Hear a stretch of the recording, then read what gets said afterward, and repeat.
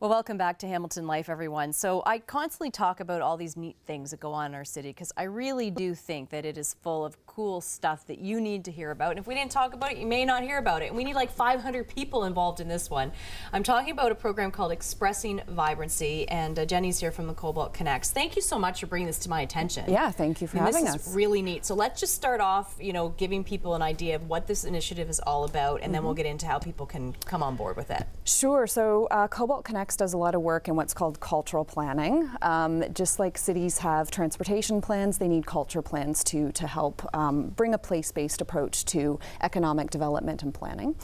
So we've been doing this project for 1 year. It's a year-long research project that involves a handful of different partners, including McMaster University and the City of Hamilton. And we've been looking at 8 neighborhoods in Hamilton through the lens of culture.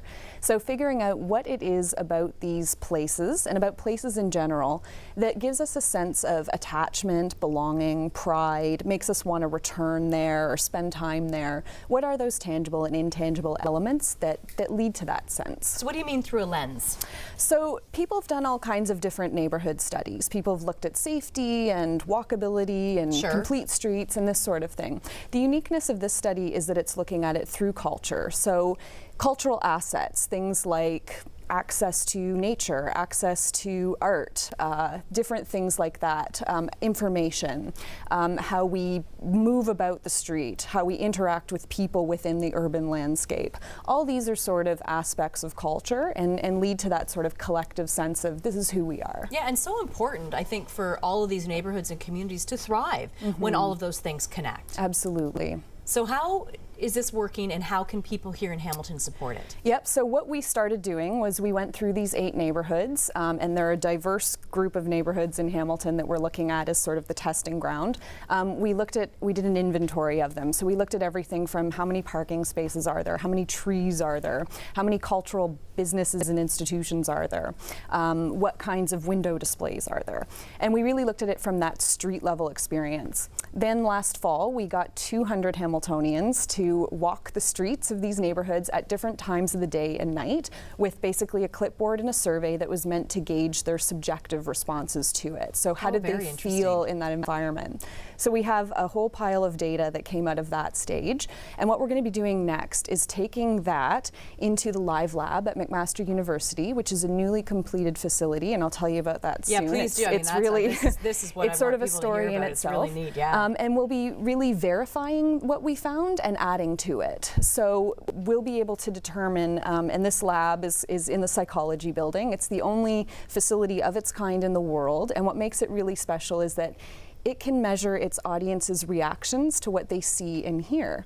So through this immersive experience, almost like IMAX, but not quite, and with this amazing sound system, we'll be bringing footage of those 8 neighborhoods into this auditorium, and a portion of all the people will be hooked up with these non-invasive sort of wires and sensors that'll be measuring things like their heart rate, their breathing patterns, their natural brainwave activity. So we'll be able to see if does graffiti lead to a sense of nervousness? Does, one-way street with a lot of traffic cause you to get anxious? Do you, seeing a festival going on or that sort of thing, does that add to a sense of excitement? And we'll be able to actually hook people up to that physiology and see if what they're saying is really what's resonating with them. That's fascinating. I mean, that really is cool. It is cool, and yeah. And then so you'll then take this research, read it, and then come up with what each of these neighborhoods represent in the community? Yeah, so it's not so much, it's not a competition. We're not going to say, Ottawa Street is better than Concession Street or anything like that, but it's meant to give us a sense of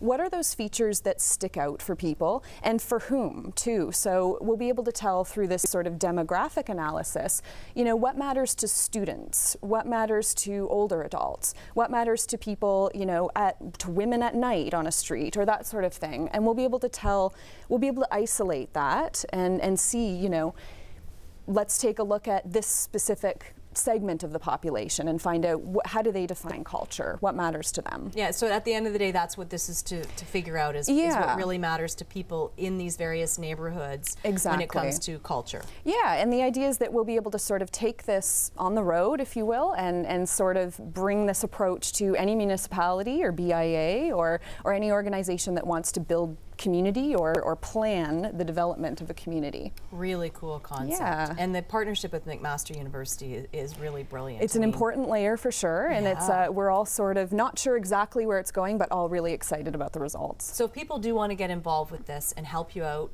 what should they do? Well, they can visit expressingvibrancy.ca, and there's a big volunteer button there, so that will put them in touch with us. And there's a variety of different days and times starting on May 20th to go into the live lab. It's about a 2-hour commitment. You just have to be 13 years of age or older and a resident of any ward in Hamilton. That's cool. Yeah. It's really nice that you're including, 13 and up, because again, as you were mentioning there, you want a wide range of people. Absolutely. And it'd be neat to see the reactions of some of the younger people For sure. compared to older people and everything in between. Yeah, So. and I should mention high school students who sign up can use this as their volunteer hours, so that's always a nice thing. They're all So like this it's now. sort of a family Parents as well. experience Yeah, I love to, it. bring your grandmother, bring your teenager, bring your neighbor. That's who we want. We want to see sort of the fabric of community represented in this data. Jenny, thank you so much. Thank you. ExpressingVibrancy.ca is where you can go for more information. CoBALTConnects.ca is where you can go as well for more details. And even if you just want to see what they're doing and the involvement they have in the community.